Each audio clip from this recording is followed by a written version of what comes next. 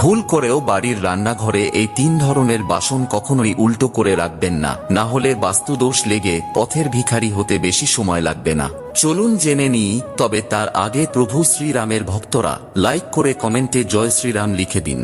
Number 1, তাওয়া, যার উপর আপনি রুটি বানান। অনেক বাড়িতেই রুটি বানানোর পর এই তাওয়া বা চাটুকে উল্টো করে রেখে দেওয়া হয়, তবে জেনে নিন ঘরে পণ্যের ত্রুটি এবং দারিদ্রতা আসার এটি একটি অন্যতম বড় কারণ হয়ে দাঁড়াতে পারে। তাই সব সময় গরম তাওয়া সোজাভাবে দাঁড় করিয়েই রাখা উচিত।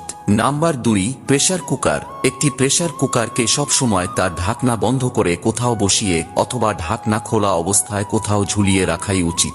উল্টো অথবা উপর করে প্রেসার কুকার রাখলে তা বাস্তু ত্রুটি এবং বাড়িতে অর্থ সংক্রান্ত সমস্যা বয়ে আনে। এবং নাম্বার 3, কড়া অথবা কড়াই। কড়াই সবসময় ঝুলিয়ে রাখাই উচিত, তা না হলে এই কড়া উল্টো করে রাখলে মৃত্যু পর্যন্ত দারিদ্রতা